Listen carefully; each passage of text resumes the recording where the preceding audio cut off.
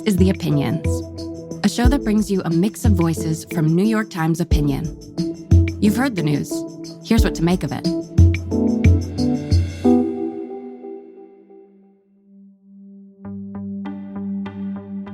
I'm David French, and I'm an opinion columnist at the New York Times.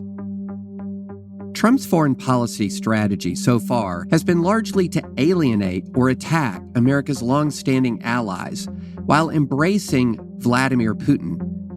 I think we're all coming to terms with Donald Trump's turn against Ukraine. A dictator without elections. Zelensky better move fast or he's not going to have a country left. Got to move fast. Ukrainian President Volodymyr Zelensky is appealing to the Trump administration as the U.S. looks to thaw its relationship with Russia. We're successfully negotiating an end to the war with Russia, something I'll admit that only Trump is going to be able to do in the Trump administration. I've been deeply alarmed by this turn of events. And the best person I could think of to talk to about this with is Kori Schake. She's the director of Foreign and Defense Policy Studies at the American Enterprise Institute, a conservative think tank. She also worked at the State Department, the Department of Defense, and the National Security Council.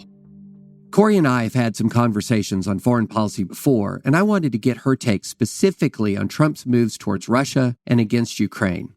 And I'm going to ask her if the Republican Party has really permanently changed its foreign policy position. Kori, thank you so much for joining me. It's a great pleasure, my friend. You're joining us after a week in which we probably have seen more dramatic diplomatic developments in the Ukraine conflict in 1 week than we've seen arguably in the previous couple of years.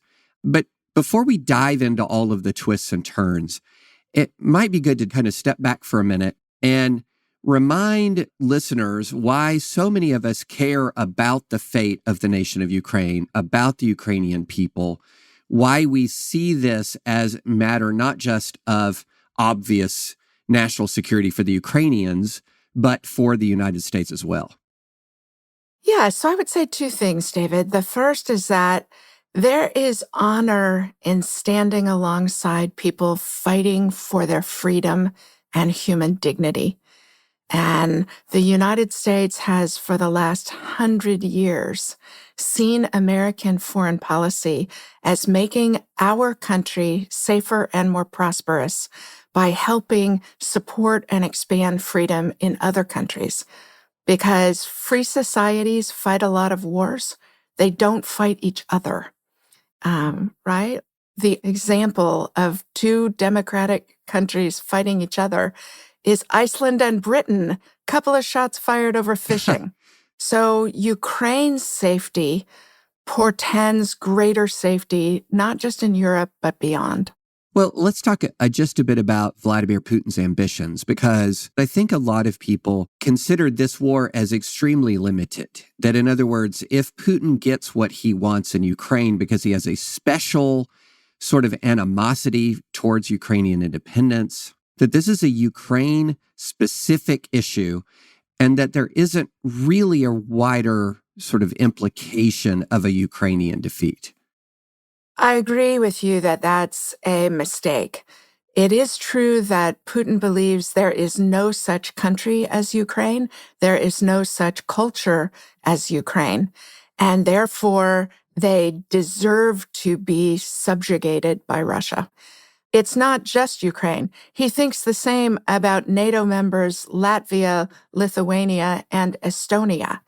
And Russia has historically thought that about Poland as well. So what we saw Russia doing in Georgia, Moldova, and Ukraine is a pattern across the last 15 years. And I don't think we should have confidence that conceding Ukraine to Russian villainy is going to slake Russia's appetite. So what is the actual state of the war right now, Kori? So the perception is that Russia is moving forward slowly but surely, but at terrible cost to itself. We know Ukraine is under pressure. We know Russia is losing a lot of men, but what's the actual state of the conflict? Is there a way we could say sort of definitively who is winning, who is losing at this moment? No, we can't definitively say it, but here's the tale of the tape. Russia is in possession of Crimea and much of the Donbass, the oblasts of Luhansk, Donetsk, and Zaporizhia. Ukraine is in possession of a small chunk of Russian territory. Russia is slowly, grindingly making advances further into Ukrainian territory at about half the pace they were in the fall. So their momentum is slow and is slowing further. Russia has taken more than 600,000 casualties and is having to pay increasing prices in order to get recruits. But North Korea has lifted the constraint on Russian manpower by offering their own soldiers to fight.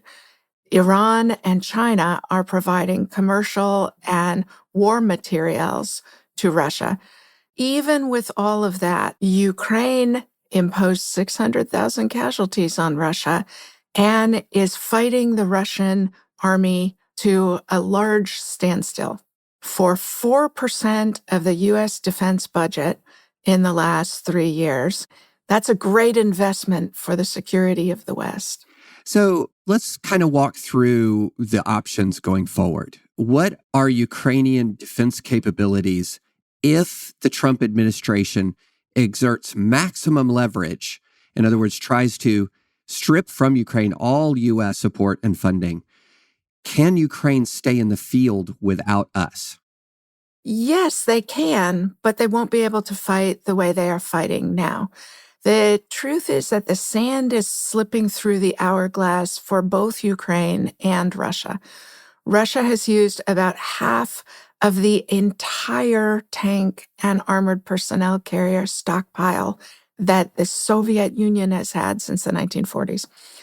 And the main way they are imposing damage on Ukraine is long-range strikes on civilian population centers, on energy production.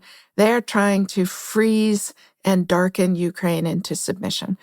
And without American assistance, Ukraine won't have the air defenses to protect their civilian population. They probably will still have the ability to fight on the conventional battlefield on the front. 2/3 of the Russian casualties are now being imposed by drones, and those are domestically produced by Ukraine's own defense industry. It's not necessarily a positive sign, though. I mean, what it tells you that drones are being so destructive is that Ukrainian infantry, tanks are not being more effective. So into this situation steps the Trump administration. And over the last week, we've seen really a frenzy of activity, diplomatic activity globally, a changed posture towards our own allies, a changed posture towards Russia. And let's just separate these things into separate strands. So let's talk about the Trump administration's posture right now towards Russia. I believe there was a Russian lawmaker who said after the initial Trump-Putin call that the blockade has been broken, meaning a diplomatic blockade. So what is the substance of the Trump overture towards Russia? I certainly think Trump policy is trending towards what he views as a great power condominium. You know, the US and Russia making deals about European security without the involvement of European countries. And the most recent indicator of that is the Trump administration refusing to allow the term Russian aggression be used in describing in a G7 communique. So in the communique of the most powerful economies of the world. So I think the early indications are that the Trump administration is prepared to compromise the sovereignty of Ukraine in order to benefit Russia. And it's shameful. No American president in the last 80 years, and probably 100 years before that, would have made this bargain. The economic sanctions on Russia really are constricting, and Russia probably cannot sustain the war effort through 2025 in its entirety.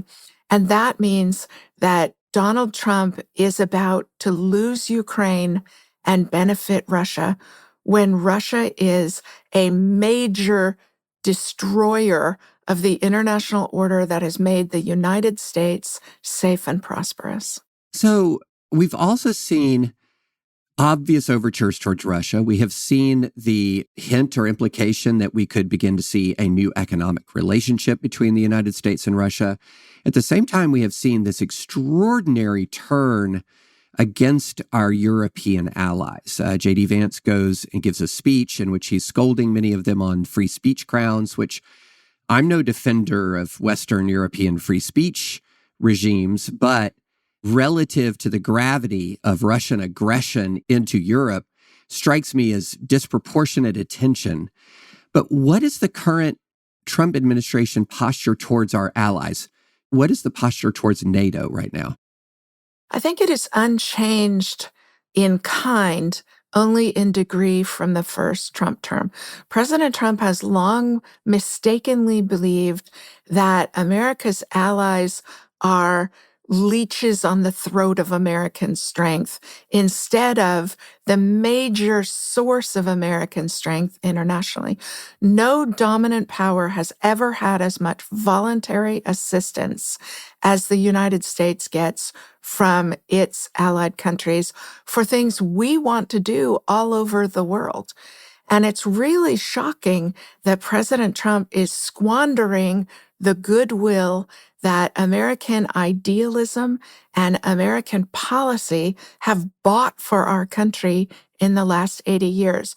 Literally everything we try and do in the world is going to get harder and more expensive because countries aren't going to trust us to try and advance common interests. So let me try to steelman a Trump position here and get your reaction to it. So, well, look, we understand that the Western alliance has benefited us in many ways, but also we believe that we've been exploited by the Western alliance. A percentage of NATO countries don't abide by the 2% target of defense spending. They've had more than 2 years since the Ukraine invasion to really ramp up their own domestic arms production, and many of them haven't done it sufficiently. And we have a giant and rising challenge in China. We're powerful, but we're not infinitely powerful. It makes sense to begin to move our emphasis of our national defense strategy to the Far East, where we're more vulnerable to a rising China, and leave Europe more for the Europeans who have the capability to step up and support Ukraine. They just haven't done it yet. And if they really care, they're just going to have to do it now. That is true as far as it goes. Europeans collectively have an economy 10 times the size of Russia. I mean, if the Ukrainian army can fight the Russians to a near standstill, imagine what Poland and Finland together could do. Right? Russia would lose that war, unquestionably. But that's not all of the story, because if we want to get to an economy of scale that affects China's choices, we actually need the help of European countries. We need their export controls. We need their market access provisions. We need their investment restrictions. We need their willingness to send military forces to the Pacific. And it is increasingly doubtful whether Europeans who are so fearful about abandonment by us will believe they have the bandwidth to do anything we need them to do if they don't feel like we're willing to help them when they are frightened as they are frightened now. Well, and let me ask you about the current state of what passes for negotiations. We have seen a meeting between American and Russian diplomats. Ukraine has not been at the table yet. Zelensky has indicated he's not going to consider an agreement unless Ukraine is part of it. But there have been some talking points, some sort of basic provisions or outlines of a deal between the U.S. and Russia. The outlines appear to be that the U.S. is acknowledging that it is not feasible to ask Russia to give up any territory that it has already taken, that it seems to be willing to guarantee that Ukraine won't join NATO. And then there has been a talk of forcing elections in Ukraine. And let's take these things sort of in reverse order. Let's talk about the forcing of elections. And the reason why I want to bring that up, Kori, is because just in my life, talking to politically informed citizens who are following this, a lot of them have immediately said, and what's wrong with elections? I didn't know Zelensky isn't standing for re-election right now. What's going on? Why would we be supporting a country that's not holding elections? So let's talk about that point for a minute. Why haven't there been elections? Why would that be a problematic point of a deal to begin with? So they're not holding elections because the Ukrainian constitution, which predates Russia's invasion, prevents the holding of elections in wartime. I would point out Great Britain didn't hold elections during World War II. So if Zelensky's a dictator, Churchill was a dictator when fighting for Western freedom. But I think there's a second part of the argument for Ukraine, which is 20% of their country is under occupation by Russia. How do you orchestrate a free election in Russian-controlled territory where people are fearful for their lives to express their political preferences? And that's why they are not just the Zelensky government, the opposition doesn't want to hold elections during wartime because they don't see how it can be fairly constituted. It's sort of the equivalent of suggesting that Abraham Lincoln should have held elections in the seceded states Right. of the Confederacy during the American Civil War. How do you organize and ensure that that happens freely? And let's talk about this other point of Ukrainian neutrality. So I would say there's sort of a spectrum of Ukrainian alliance with the larger West. On the one end would be the most aligned would be a member of NATO. Then there are security guarantees that could be exclusively European, such as the Brits have indicated that they would be willing to put boots on the ground in the event of a ceasefire to try to maintain deterrence and a peace. So that would be brought into a European alliance, but not necessarily NATO. On that spectrum, is there a settlement that you think would be acceptable that would be short of bringing Ukraine into NATO, but bringing Ukraine into a European security alliance that would be acceptable? And also, second part of that question, when you hear the word neutrality, I think many people think that's what's wrong with neutrality, imagining Switzerland.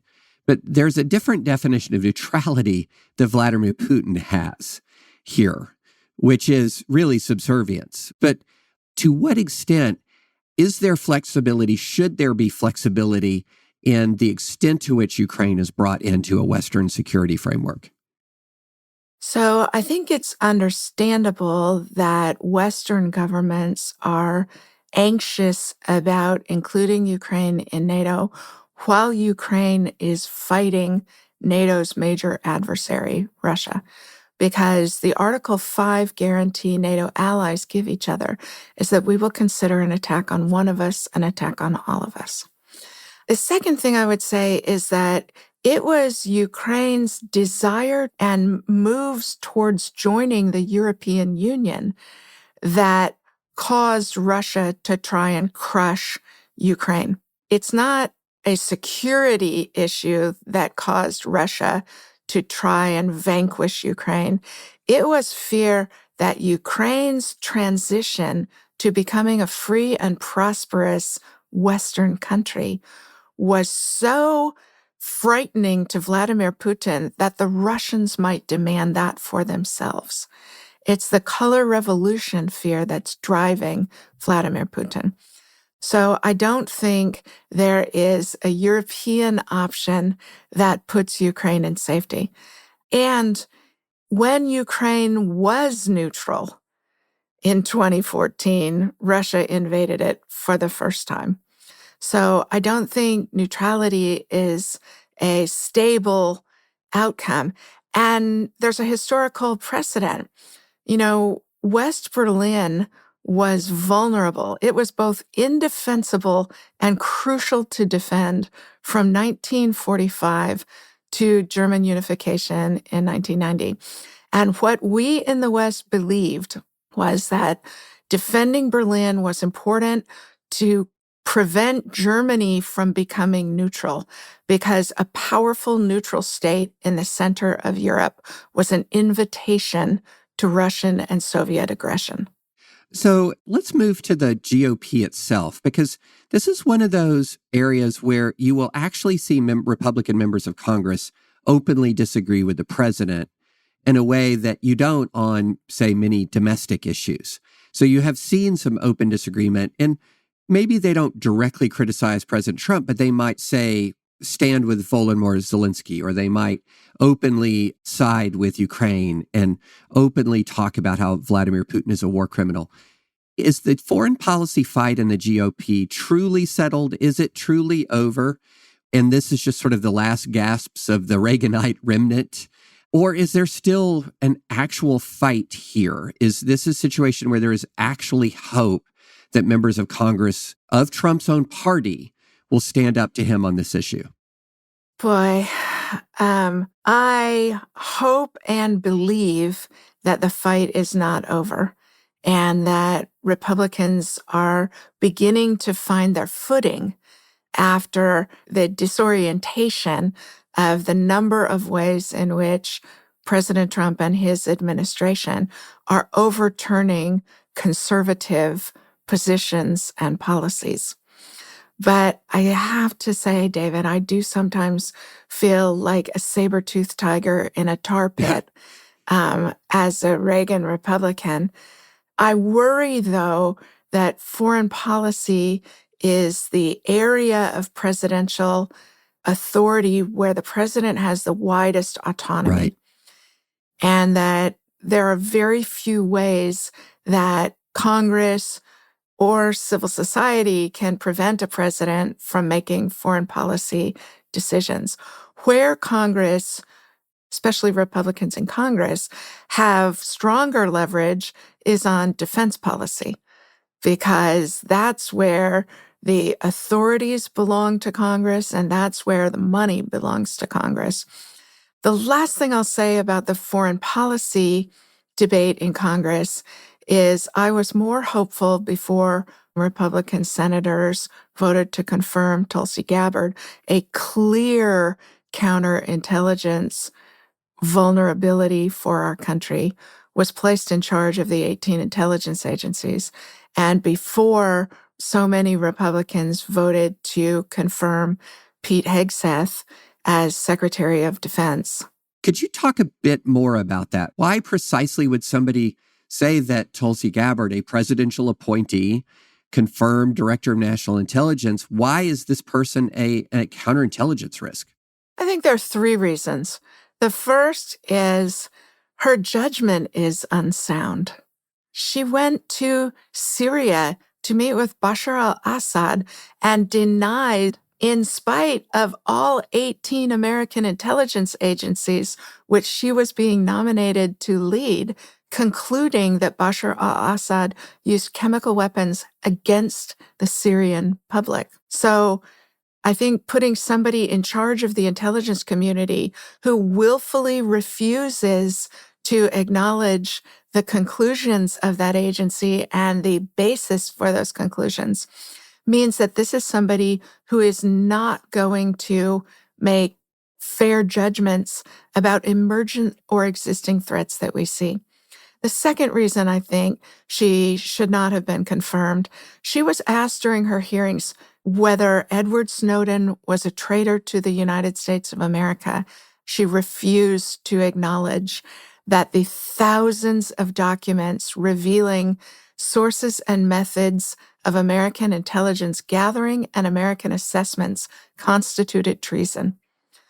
And the third reason I think she is unsound is she has been parroting Russian talking points about Ukraine, about the United States for years. You hear President Biden say, well, this is Putin's war. This is Putin's fault. The United States and some of these European NATO countries are fueling this war. What you do hear is warmongers arguing that we must protect Ukraine because it is a quote-unquote democracy.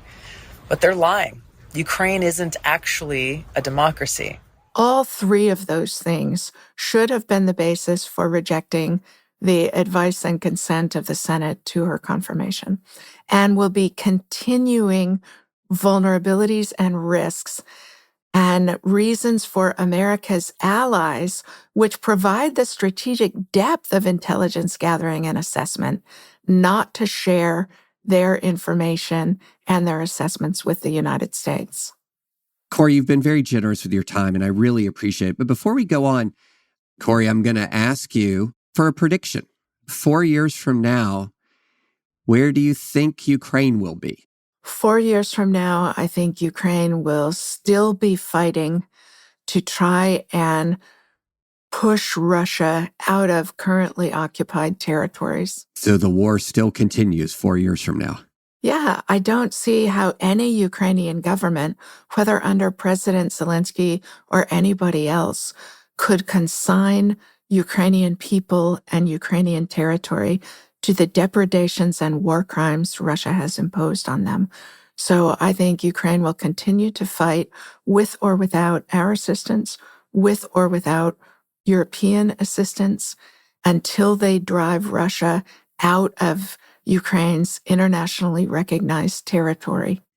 Well, one thing, we're going to end here on a point of strong agreement, because you and I traveled to Kyiv together and we saw the will of the Ukrainian people firsthand. And I can't see them surrendering their sovereignty because Donald Trump tells them to. Exactly right, David. Thank you, Kori. I very much appreciate your time. It was a great pleasure. I very much appreciate the good work you do.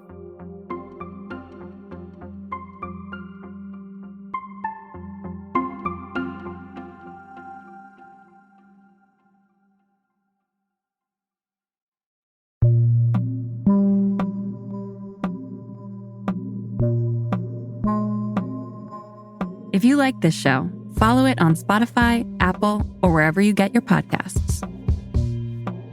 This show is produced by Derek Arthur, Sophia Alvarez-Boyd, Vishaka Durba, Phoebe Lett, Christina Samuelewski, and Jillian Weinberger. It's edited by Kari Pitkin, Allison Bruzek, and Annie Rose Strasser. Engineering, mixing, and original music by Isaac Jones, Sonia Herrero, Pat McCusker, Carol Saburo, and Afim Shapiro. Additional music by Amin Sahota. The fact-check team is Kate Sinclair, Mary Marge Locker, and Michelle Harris. Audience strategy by Shannon Busta, Christina Samuelewski, and Adrian Rivera. The executive producer of Times Opinion Audio is Annie Rose Dresser.